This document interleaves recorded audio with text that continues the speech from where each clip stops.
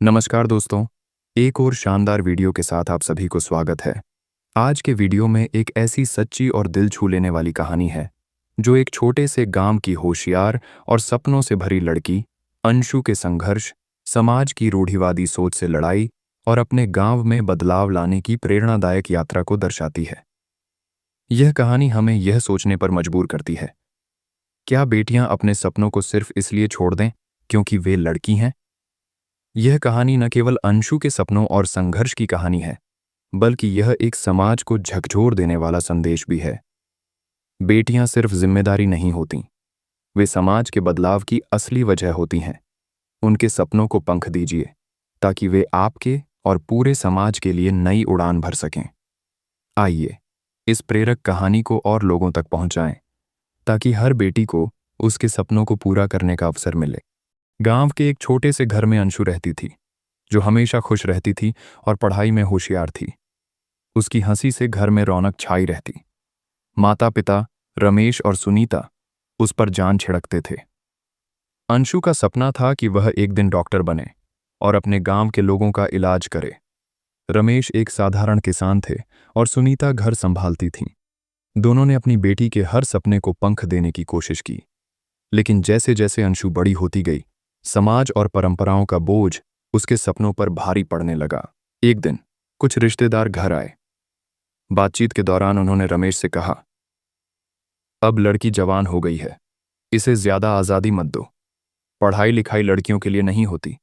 जल्दी इसकी शादी करवा दो, वरना लोग बातें बनाएंगे। रमेश और सुनीता यह सुनकर सोच में पड़ गए। उन्होंने अंशु की पढ़ाई जारी रखने की बजाय उसकी शादी के बारे में सोचना शुरू कर दिया। जब अंशु को यह पता चला तो वह टूट गई। उसने अपने पिता से कहा, पापा, मैं पढ़ाई पूरी करना चाहती हूँ, डॉक्टर बनना चाहती हूँ। प्लीज मुझे मेरा सपना पूरा करने दीजिए।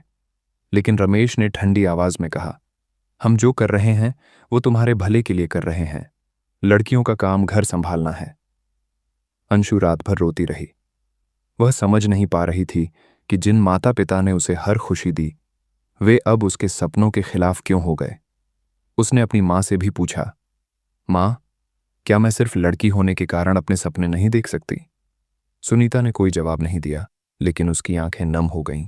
अंशु ने हार मानने के बजाय अपने माता पिता को समझाने का आखिरी प्रयास किया।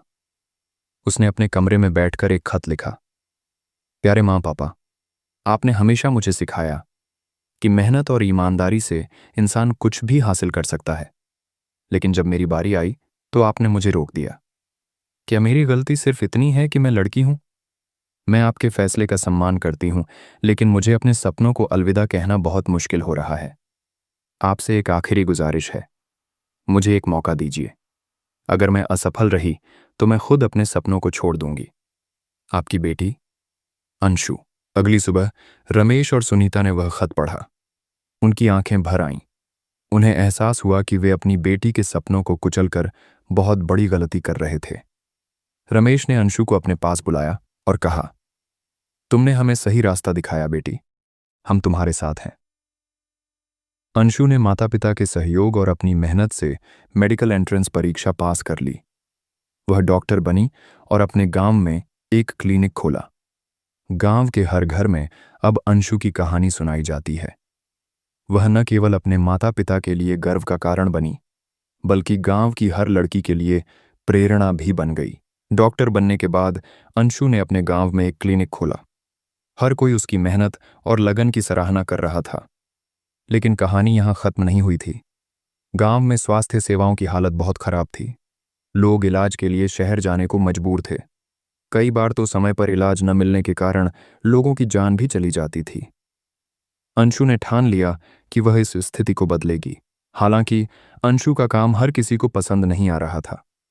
गांव के कुछ पुराने विचारों वाले लोग अब भी यह मानते थे कि लड़कियों को घर की चारदीवारी में रहना चाहिए। एक दिन एक बुजुर्ग आदमी ने अंशु से कहा, तू तो पढ़ लिख गई, लेकिन ये मर्दों के काम में टांग मत अड़ा। लड़कियों को घर संभालना चाहिए, ये अस्पताल का काम नहीं। अंशु ने विनम्रता से जवाब दिया, बाबा, अगर मैं लोगों का इलाज नहीं करूंगी तो हमारे गांव के लोग कहाँ जाएंगे? मुझे नहीं लगता कि दूसरों की मदद करना किसी भी लड़की के लिए गलत हो सकता है। धीरे धीरे उसकी मेहनत और समर्पण ने उन लोगों के मन भी बदल दिए जो कभी उसके खिलाफ थे। अंशु ने सिर्फ इलाज तक खुद को सीमित नहीं रखा। उसने गांव की लड़कियों को भी शिक्षित करने की जिम्मेदारी ली।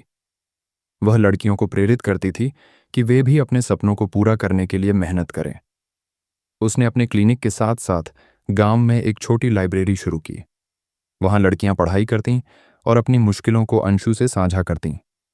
वह उनकी समस्याओं को सुनती और उनका समाधान करती। रमेश और सुनीता अब अपनी बेटी पर गर्व महसूस करते थे।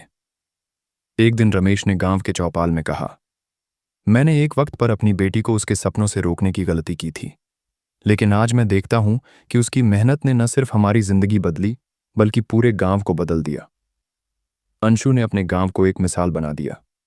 आज उस गांव में हर लड़की पढ़ाई करती है और अपने सपनों को पूरा करने की कोशिश करती है। उसकी कहानी न केवल उसके गांव में बल्कि आसपास के इलाकों में भी प्रेरणा बन गई। अंशु का संघर्ष और उसकी उपलब्धियां कई परिवारों के लिए प्रेरणा बन चुकी थीं। अब गांव में एक बदलाव की लहर दौड़ पड़ी थी। लड़कियों को पहले जहां स्कूल जाने की अनुमति भी मुश्किल से मिलती थी, अब वे उच्च शिक्षा के लिए बड़े शहरों तक जा रही थीं। गांव की एक लड़की, पायल, जिसने अंशु को अपनी आदर्श मान लिया था, उसके पास एक दिन आई। दीदी, मैं भी आपकी तरह डॉक्टर बनना चाहती हूँ, लेकिन मेरे पापा मेरी पढ़ाई बंद कराना चाहते हैं। अंशु ने उसे समझाया, पायल, सबसे पहले अपने माता पिता से बात करो। उन्हें अपने सपनों के बारे में बताओ। अगर जरूरत पड़ी तो मैं खुद आकर उनसे बात करूंगी। अंशु अब सिर्फ एक डॉक्टर नहीं थी, बल्कि एक समाज सुधारक बन चुकी थी। उसने गांव में महिलाओं के लिए स्वास्थ्य शिविर शुरू किए और लड़कियों के लिए करियर गाइडेंस सेमिनार आयोजित करने लगी। उसकी पहल ने सरकारी अधिकारियों का भी ध्यान खींचा। एक दिन जिले के कलेक्टर ने अंशु को सम्मानित करते हुए कहा, अंशु ने जो काम किया है वह पूरे समाज के लिए मिसाल है। हमें गर्व है कि हमारे जिले में ऐसी लड़की है जिसने सामाजिक बदलाव का बीड़ा उठाया है। लेकिन हर संघर्ष की तरह अंशु का सफर भी मुश्किलों से भरा हुआ था। एक दिन गांव में कुछ रूढ़िवादी लोग उसकी क्लिनिक के बाहर प्रदर्शन करने लगे। उनका कहना था, ये औरत गांव की लड़कियों को बिगाड़ रही है। इन्हें घर के काम छोड़कर बाहर भेजने की जरूरत नहीं है। अंशु ने संयम और धैर्य से जवाब दिया, मैं किसी को नहीं बिगाड़ रही। मैं बस लड़कियों को वह मौका दे रही हूं जो उन्हें बचपन से मिलना चाहिए था। वे भी इंसान हैं और अपने सपनों को पूरा करने का हक रखती हैं। धीरे धीरे अंशु की सच्चाई और समर्पण ने उनके विरोध को भी शांत कर दिया। अंशु ने अब एक नया सपना देखा, अपने गांव में एक बड़ा अस्पताल खोलने का। वह जानती थी कि इसके लिए धन और संसाधन जुटाना आसान नहीं होगा। उसने अपनी छोटी सी कमाई से शुरुआत की और कुछ मददगार लोगों से सहयोग मांगा। गांव के लोग, जो अब अंशु पर गर्व करते थे, उसके इस मिशन में साथ आने लगे। रमेश और सुनीता ने भी अपनी बचत इस काम में लगा दी। कई सालों की मेहनत के बाद अंशु ने अपने गांव में एक अत्याधुनिक अस्पताल खोल दिया। अब लोगों को इलाज के लिए शहर नहीं जाना पड़ता था। यह अस्पताल न केवल उनके स्वास्थ्य का ध्यान रखता, बल्कि गांव के युवाओं के लिए रोजगार का भी एक बड़ा साधन बन गया। अंशु अब सिर्फ अपने गांव की नहीं, बल्कि आसपास के इलाकों की भी आदर्श बन चुकी थी। उसके प्रयासों ने समाज में यह संदेश फैलाया कि अगर एक लड़की को सही मौका और समर्थन मिले तो वह असंभव को भी संभव कर सकती है। बेटी का आखिरी खत अब सिर्फ एक खत नहीं रहा, बल्कि यह बदलाव का प्रतीक बन गया। अंशु ने यह साबित कर दिया कि सपने पूरे करने के लिए मेहनत, साहस और सही दिशा में प्रयास जरूरी है। माता पिता का सहयोग ही बच्चों की सबसे बड़ी ताकत है। अंशु की मेहनत और लगन ने पूरे गांव और आसपास के इलाकों को बदल कर रख दिया था। उसकी कहानी दूर दूर तक लोगों के दिलों तक पहुंच गई। लेकिन इस सफर में उसने अपने स्वास्थ्य पर ध्यान देना बंद कर दिया। हर दिन की कड़ी मेहनत और समाज के लिए अपना सब कुछ समर्पित करते करते वह अंदर से कमजोर हो रही थी। एक दिन जब वह अस्पताल में मरीजों का इलाज कर रही थी तो अचानक चक्कर खाकर गिर पड़ी। डॉक्टरों ने जांच की तो पता चला कि वह गंभीर बीमारी से जूझ रही थी। अंशु ने इस खबर को पूरी दृढ़ता से स्वीकार किया। उसने कहा, अगर मेरी जिंदगी का अंत अब आ रहा है तो मैं इसे शिकायतों के साथ खत्म नहीं करूंगी। मैंने जो कुछ भी किया वह मेरे गांव और समाज के लिए था। मेरे जीवन का हर पल सार्थक रहा। उसने अपने माता पिता और गांव वालों से एक आखिरी ख्वाहिश की, मेरे काम को आगे बढ़ाना, लड़कियों को पढ़ाना उन्हें सपने देखने और उन्हें पूरा करने का मौका देना। यही मेरी असली जीत होगी। अंशु ने अपने आखिरी दिनों में भी अस्पताल और गांव की लड़कियों के लिए काम करना जारी रखा। उसकी स्थिति खराब होती जा रही थी, लेकिन उसका जज्बा कभी नहीं टूटा। आखिरकार एक दिन उसने इस दुनिया को अलविदा कह दिया। पूरे गांव में मातम छा गया। हर किसी की आंखों में आंसू थे, लेकिन उनके दिल गर्व से भरे हुए थे।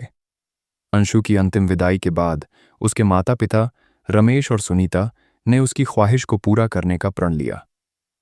उन्होंने अंशु के नाम से एक ट्रस्ट बनाया जो लड़कियों की शिक्षा और स्वास्थ्य सेवाओं के लिए काम करता है।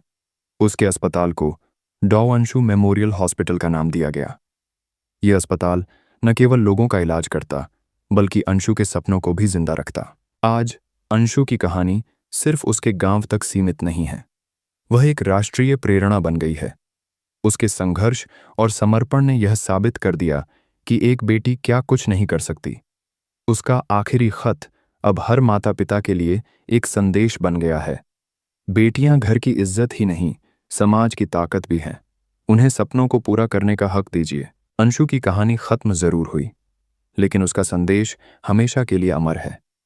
ये कहानी हमें यह सिखाती है कि बेटियां सिर्फ जिम्मेदारी नहीं, बल्कि बदलाव का कारण भी होती हैं। उनके सपनों को पंख दें, ताकि वे आपकी और समाज की उड़ान बन सकें। आइए इस कहानी को और लोगों तक पहुंचाएं।